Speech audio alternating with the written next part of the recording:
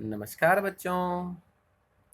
आज हम अपने इकोनॉमिक्स के अंदर लेसन नंबर 10 के बारे में बात कर रहे हैं। तो प्यारे विद्यार्थियों, लेसन नंबर 10 इसकी थोड़ी सी वीडियो कट हो गई थी पिछली वीडियो के अंदर। हम स्टार्टिंग से कर देते हैं इसको। यानी एक फर्म के संतुलन के लिए फर्म के संतुलन के लिए एक और मेथड है। क्या मेथड है कि भाई सीमांत आगम और सीमांत लागत मेथड। सीमांत आगम यानी हमारी एमआर मार्जिनल रिवेन्यू, सीमांत लागत यानी MC marginal cost. Marginal revenue क्या होती है? एक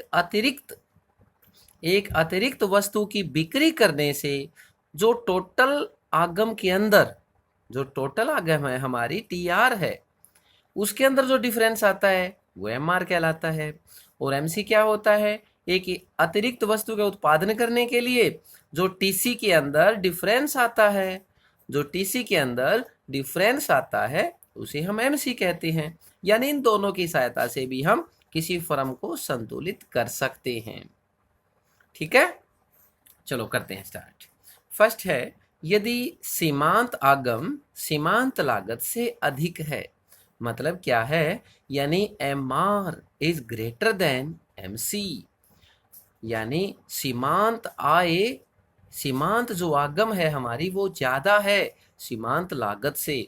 अगर सीमांत आगम ज्यादा है, एक अतिरिक्त वस्तु का उत्पादन करेंगे, उससे हमने होने वाली आय ज्यादा होगी, तो क्या करेंगे? उत्पादन को इंक्रीज करेंगे, उत्पादन बढ़ाते चले जाएंगे। इसी प्रकार जो सेकंड कंडीशन है बच्चों, M R is less than M C. यानी एम आर जो हमारी सीमांत आगम है वो कम हो जाए। मान लो हमारे पास 10 वस्तुएं हैं, 11 वस्तुओं का उत्पादन किया, 10 का उत्पादन किया तो 100 का उत्पादन होता है। यानी एक वस्तु का 10 के हिसाब से होता है। और जब 11 वस्तु बनाई तो मान लो 112 रुपये का टोटल कॉस्ट हो जाती है हमारी। यानी एक वस्तु का उत्पादन बढ़ाने से हमें 12 रुपये खर्च होते हैं। यहाँ 10 रुपये होते थे, यहाँ पर हमारी लागत बढ़ने लग गई है। यहाँ पर इनकम होती है 10 रुपये की, और इनकम कितनी होगी? 11 वस्तुएं बेची तो हमारी 112 के हिसाब से होगी ना। 11 10 जा 110 होता है, लगभग 10 रुपीज की हमारी एमआर हो गई। और एमसी क्या है हमारी? एक वस्तु बेची तो कितनी? 12 रुपए की गई। 12 रुपए लागत आई ना, 12 रुपए लागत आती है कॉस्ट। तो क्या करेंगे? उत्पादन को हम कम करेंगे। जब एम आर कम होती है एमसी से, यानी हमारी जो लागत है सीमांत लागत वो ज्यादा होती है, तो उत्पादन कम किया जाता है। Third condition, M R is equal to M C. जब एम आर और एम सी दोनों इक्वल हैं तो क्या होगा? हमने कंडीशन एग्जाम के अंदर 1 मार्क्स के अंदर पूछा जाता है कई बार कि M R greater than M C उत्पादन बढ़ेगा, M R less than M C उत्पादन कम होगा, M R equal to M C. ये सस्पेंस की स्थिति है। एम आर एम सी है तो सीमांत लागत बढ़ रही है, तथा दो कंडीशन दी है साथ में, M R M C equal भी हो और सीमांत जो लागत है हमारी जो एम सी है वो बढ़ रही हो, तो फर्म ने संतुलन उत्पादन की स्थिति प्राप्त कर ली है। कैसे? ये देखो भाई, ये हमारा ओ एक्स अक्ष पर आउटपुट है, ओ वाई अक्ष पर रिवेन्यू एंड कॉस्ट है।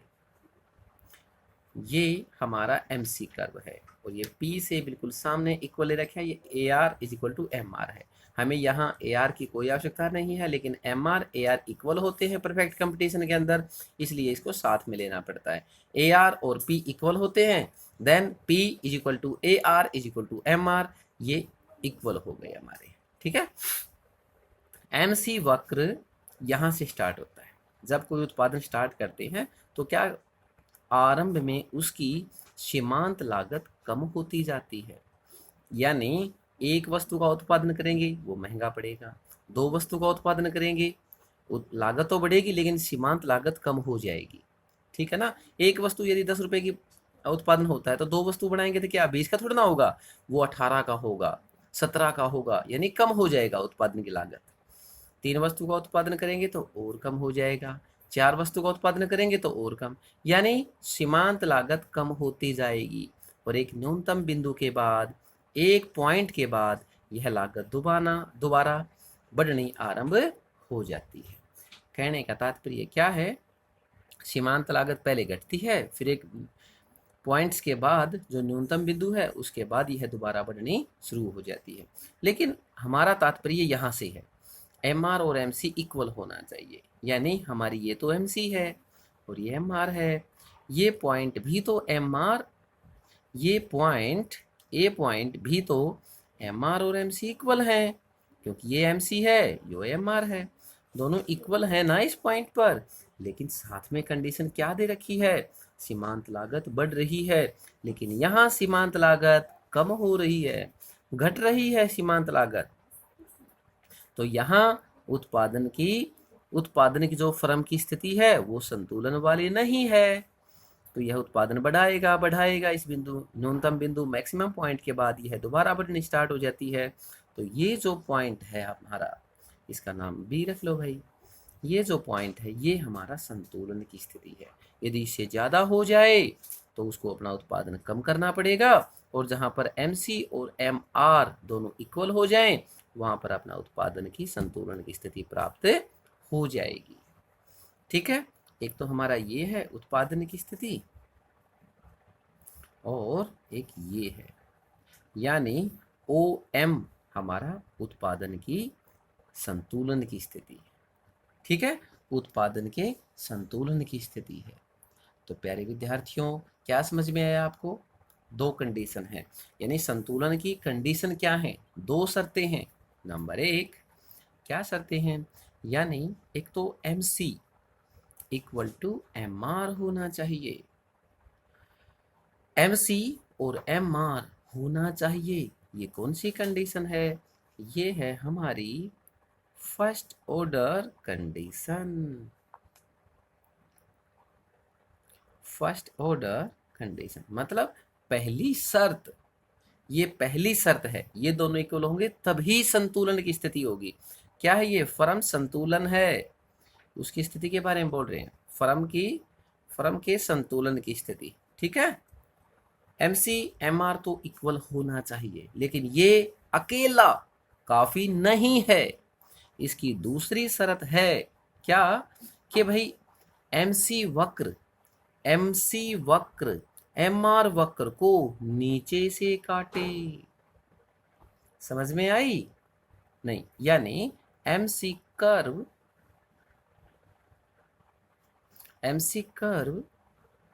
Cuts the M R curve from below. यानी क्या है, एम सी वक्र एम आर वक्र को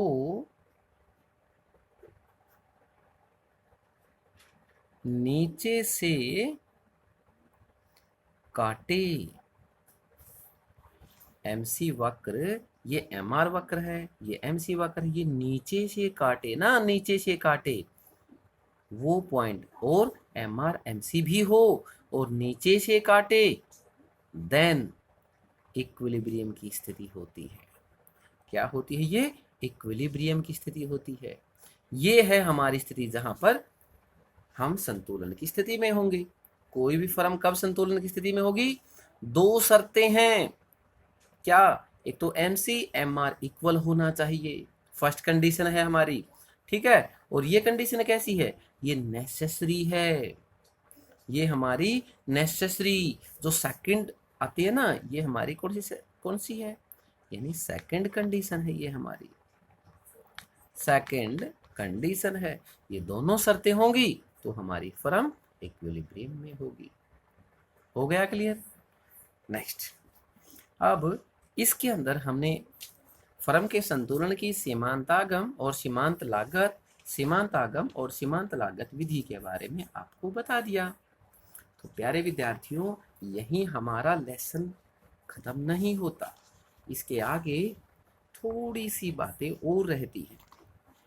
क्या, कि भाई हमने इसके अंदर कंप्लीट करना है, हमने इसके अंदर कंप्लीट करना है लेसन, और जो भी छोटी छोटी चीज रहती है उसको पता होना चाहिए हमें।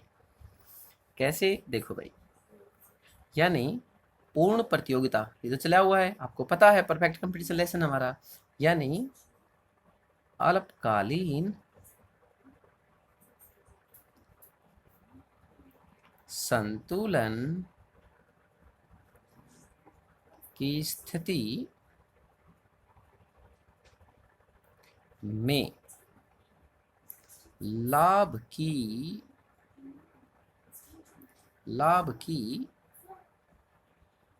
विभिन्न धारणाएं। ठीक है, यानी अल्पकाल के अंदर पूर्ण प्रतियोगिता स्थिति है, ये मान के चलना है। ये सर आपने लिखा नहीं, ये लेसन ही वही चल रहा है भाई, लिखने की आवश्यकता नहीं है। अल्पकालीन संतुलन की स्थिति में लाभ की विभिन्न धारणाएं। अल्पकाल के अंदर किसी कंपनी को क्या स्थिति प्राप्त कर सकती है, कोई भी कंपनी क्या स्थिति प्राप्त कर सकती है, आप खुद सोचो। यदि आप स्वयं, समझो बात को बच्चों, यदि आप कंपनी के मालिक हैं और आपकी कंपनी चली हुई है, अल्पकाल है, हो सकता है डिमांड ज़्यादा हो, हमारी वस्तु महंगी बिकती हो सकता है डिमांड कम हो, हमारी वस्तु ठीक ठीक बिकती हो सकता है हमारी वस्तु की डिमांड कम हो और हो सकता है कम बिकती हो हमारी वस्तुएं। तो कैसी स्थिति हो सकती है हमारी, कोई भी फर्म हो उसको केवल 3 स्थितियों से गुजरना पड़ता है। कौन सी? एक तो असामान्य लाभ, असामान्य लाभ, असामान्य लाभ mean super normal profit, super normal profit. दूसरी कंडीशन क्या है, पहली कंडीशन के बारे में बता देते हैं आपको। असामान्य, ये असामान्य लिखा गया, ए लिख लेना बच्चों इसको, कोई नहीं, इकोनॉमिक्स में जल्दी गलतियां चलती है। असामान्य लाभ, असामान्य लाभ का मतलब बहुत ज्यादा लाभ हो जाए किसी कंपनी को, यानी किसी कंपनी को बहुत ज्यादा लाभ हो जाए, ऐसी स्थिति हो सकती है भाई। दूसरी, किसी फर्म को सामान्य लाभ हो जाए, क्या हो सकती है? किसी फर्म को सामान्य लाभ मिल जाए, यानी नॉर्मल प्रॉफिट हो जाए। नॉर्मल प्रॉफिट भी तो हो सकता है ना, यानी एक तो बहुत ज्यादा लाभ हो जाए, एक सामान्य लाभ हो जाए। थर्ड जो कंडीशन है वो क्या है, यानी न्यूनतम हानि, यानी डिमांड कम है, हमारी प्राइस अच्छी नहीं मिल रही है और अल्पकाल में हम छोड़ के जा नहीं सकते हैं, उत्पादन बंद कर देंगे तो हमें बहुत ज़्यादा हानि होगी, और उत्पादन अगर हम चलते रहते हैं तो हमें हानि कम से कम हो, मिनिमम लॉस।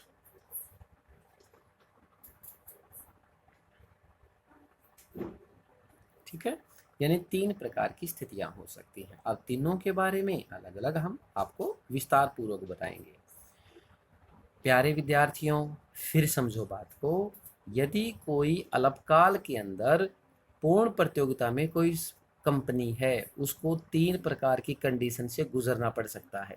या तो उसको अधिक से अधिक लाभ होंगे, या सामान्य लाभ होंगे, या न्यूनतम हानि होगी। इससे एक्स्ट्रा तो नहीं हो सकते ना कोई भी, केवल 3 स्थितियां हो सकती है। ठीक है, सबसे पहले हम आपको असामान्य लाभ के बारे में बताते हैं। असामान्य लाभ क्या होता है, यानी हमारी सुपर नॉर्मल प्रॉफिट क्या होता है। सॉरी बच्चों, इसको हम आपको डायग्राम की सहायता से समझाएंगे। लिख तो आप सकते हो, लेकिन डायग्राम यदि आता है आपको बनाना तो इसको एक्सप्लेन ही करना होता है। इसके अंदर केवल ओ एक्स अक्ष और ये ओ वाई अक्ष। ठीक है, ओ एक्स अक्ष पर हम आउटपुट को लेते हैं, ओ वाई अक्ष पर रिवेन्यू एंड कॉस्ट को लेते हैं। और आपको पता है परफेक्ट कंपटीशन के अंदर ए आर और एम आर इक्वल होते हैं, यानी ए आर इक्वल होते हैं। ठीक है, ये पी होती है, आपको पता होना चाहिए। प्राइस और ए आर इक्वल होते हैं ना, एवरेज रिवेन्यू प्राइस ही होती है। ठीक है, अब उनकी एवरेज कॉस्ट है ये क्या है, एवरेज कॉस्ट। एमसी वक्र एम आर वक्र को नीचे से काटे, एम आर वक्र को, ये एम आर वक्र है, ये एमसी वक्र है, एमसी वक्र एम आर वक्र को नीचे से काटे, और जिस स्थिति पर ये काटता है हमें पता है फर्म की संतुलन स्थिति कौन सी होती है, जहां पर एमसी और एम आर इक्वल हो और नीचे से काटे एमसी वक्र एम आर को। ये दोनों स्थितियां इस पॉइंट पर होती है, इसको नीचे की तरफ बढ़ा दो भाई। जहां पर एसी के सामने इसको बढ़ाया जाता है, उसको बिल्कुल इसके सामने,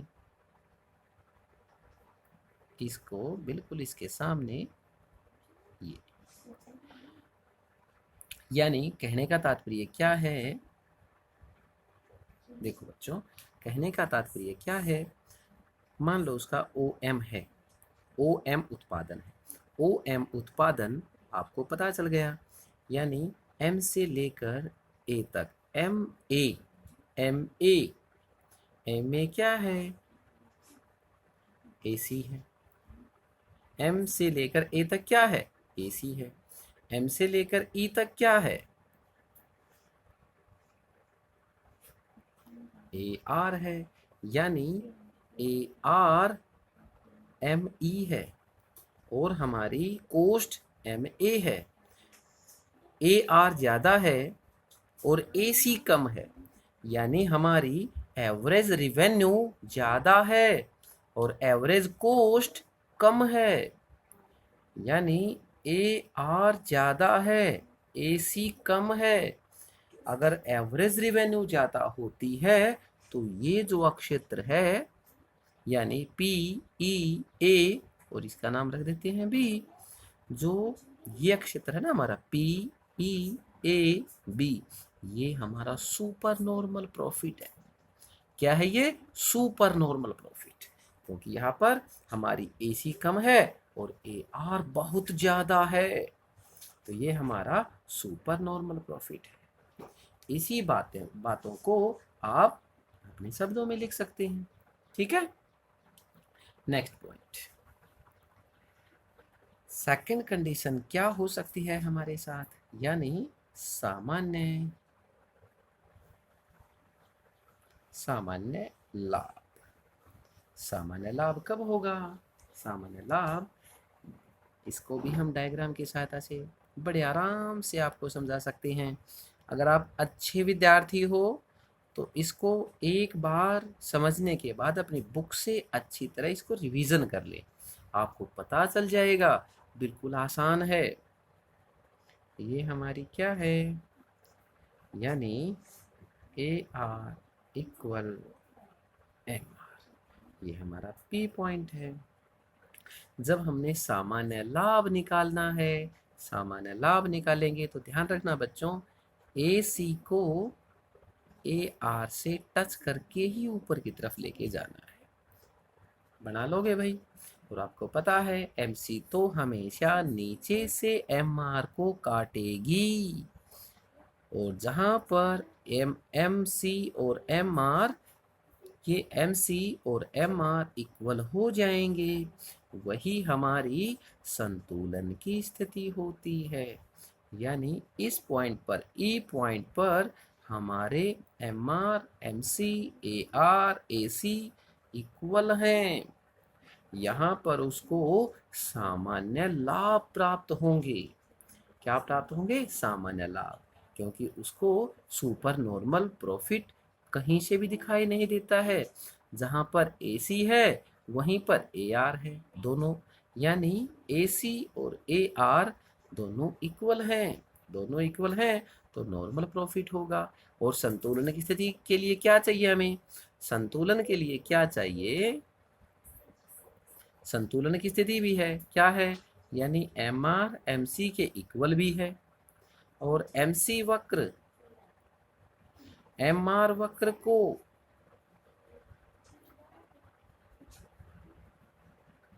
नीचे से काटे, ये भी स्थिति है। एम सी वक्र नीचे से भी काट रहा है, तो यह संतुलन की स्थिति है, सामान्य लाभ के रूप में। ठीक है, इसको आप अपने शब्दों में वही लिख लेना भाई। जैसे ये आउटपुट, ये जरूर लिखना है, हम भूल जाएं आपको नहीं भूलना, क्योंकि आपने एग्जाम देना है। आउटपुट और यहाँ पर रिवेन्यू एंड कॉस्ट। ठीक है, एंड थर्ड इज न्यूनतम हानि।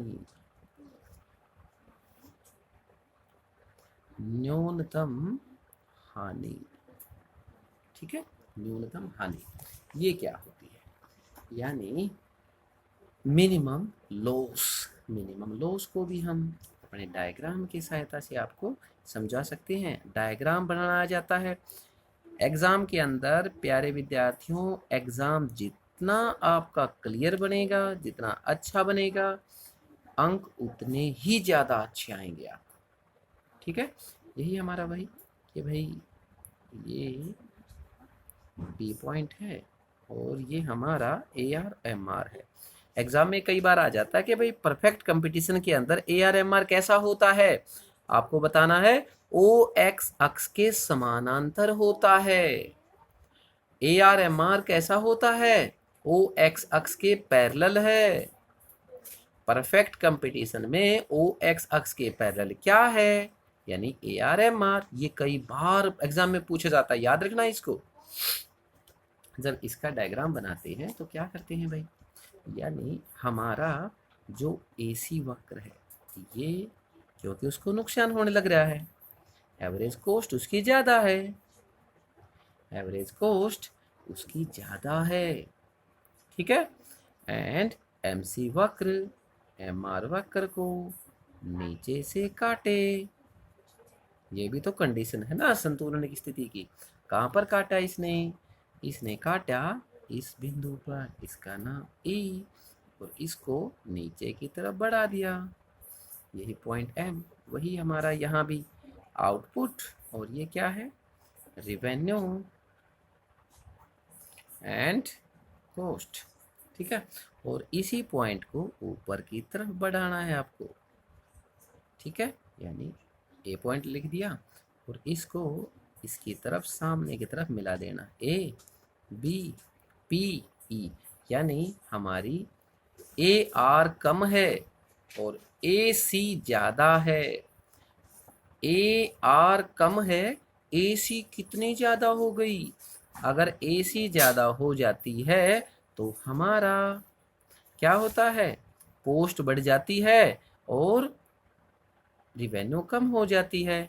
अगर रिवेन्यू कम होगी तो क्या होगा, उसको लॉस होगा। क्या होगा, लॉस। कितना, यानी ए बी पी ई, जो हमने ये गहरा किया है, कलर किया ना, इसके ऊपर शेडिंग की है, ये जो एरिया है ये उसका लॉस का एरिया है।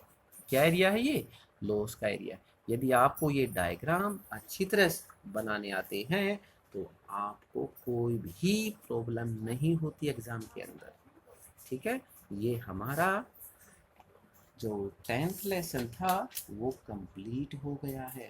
इसके अंदर एक छोटी सी चीज़ और रहती है, हमने अल्पकाल तो पढ़ लिया, अल्पकाल तो पढ़ लिया, अब दीर्घकाल के अंदर क्या स्थिति होती है वो तो बताओ सर। वो देखो,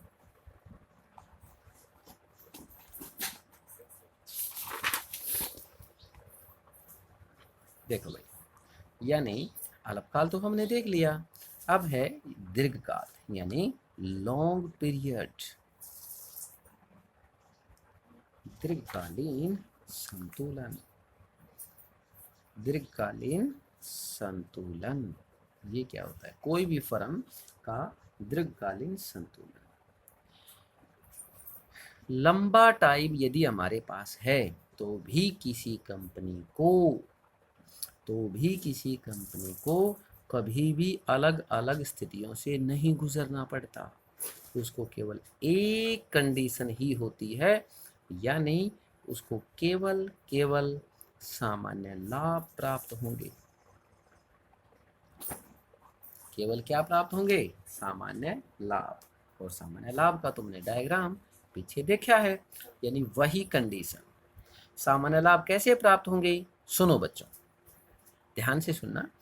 यानी दीर्घकाल इतना लंबा समय होता है, यदि दीर्घकाल इतना लंबा समय होता है, यदि असामान्य लाभ प्राप्त हो रहे हैं, यदि असामान्य लाभ प्राप्त हो रहे हैं, तो अनेक कंपनियां उसके अंदर उत्पादन आरंभ कर देंगी। अनेक कंपनियां उसके अंदर आ जाएंगी और अपना उत्पादन स्टार्ट कर देंगी। और कंपनियां उत्पादन स्टार्ट कर देती हैं तो जो असामान्य लाभ था, जो कंपनियां थी उनको असामान्य लाभ प्राप्त हो रहा था, उनका लाभ इनके अंदर डिस्ट्रीब्यूट हो जाएगा, इनको भी तो मिलना आरंभ हो जाएगा। तो उनका असामान्य लाभ इनको भी सामान्य लाभ के रूप में मिलेगा, और इनका असामान्य लाभ भी क्या बन जाएगा? सामान्य लाभ। ठीक है। और यदि न्यूनतम हानि हो रही है, न्यूनतम हानि हो रही है, तो ये इतना लंबा समय होता है कि कंपनियां अपना उत्पादन छोड़कर जा सकती हैं, अपना उत्पादन छोड़कर जा सकती हैं। और यदि कुछ कंपनियां अपना उत्पादन छोड़कर चली जाएंगी, तो उनकी जो सप्लाई ज़्यादा थी, सप्लाई कम हो जाएगी, सप्लाई कम हो जाएगी, तो दूसरी जो कंपनियां बची हुई हैं वो अपना प्रॉफिट कमा सकती हैं। जो कंपनियां छोड़कर गई उनकी डिमांड दूसरी कंपनियों को मिलनी आरंभ हो जाएगी, और दूसरी कंपनियां अपना फिर सामान्य लाभ प्राप्त करना शुरू हो जाता है। यानी दीर्घकाल इतना लंबा समय होता है, असामान्य लाभ के अंदर अनेक फर्में उसके अंदर उत्पादन करना आरंभ कर देंगी और असामान्य लाभ को सामान्य लाभ में बदल देंगी। और यदि न्यूनतम हानि हो रही है तो अनेक कंपनियां उसको छोड़कर चली जाएंगी, जिस कारण न्यूनतम हानि की जगह दोबारा सामान्य लाभ प्राप्त होना शुरू हो जाएगा। इसको हम एक डायग्राम की सहायता से आपको समझा सकते हैं। डायग्राम ओ एक्स अक्ष हो गया ये हमारा, ये ओ वाई, ये वही आउटपुट, और यहाँ पर रिवेन्यू एंड कॉस्ट। ठीक है। और ये क्या है? ये हमारा A R equal M R है, ये पॉइंट है। यहाँ पर क्या होगा? हमारा ए सी वर्कर। ठीक है। और नीचे से जाएगा तो ये क्या है? M C curve. ये हमने कब सीखा? अल्पकाल के अंदर। तो इसको क्या लिख दें? S A C, short period average cost and short period marginal cost. अब ये पॉइंट पे है ना, ये हमारा उत्पादन की स्थिति है जहाँ पर नॉर्मल प्रॉफिट हो रहे हैं। अगर इसको लॉन्ग पीरियड के अंदर लें तो लॉन्ग पीरियड क्या होगा? लॉन्ग पीरियड ये देखो भाई, ये हमारा LAC बन जाएगा, लॉन्ग पीरियड एवरेज कॉस्ट। ठीक है, लॉन्ग पीरियड एवरेज कॉस्ट। और ये क्या बन जाएगी हमारी? क्या ये लो भाई,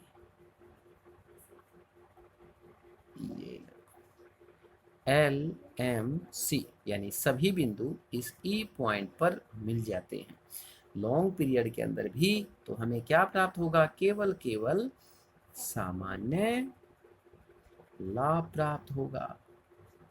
ठीक है। और जो बातें हमने बताई है, कई बार एग्जाम के अंदर आ जाता है कि दीर्घकाल के अंदर, पूर्ण प्रतियोगिता में दीर्घकाल के अंदर किसी कंपनी को सामान्य लाभ क्यों प्राप्त होते हैं।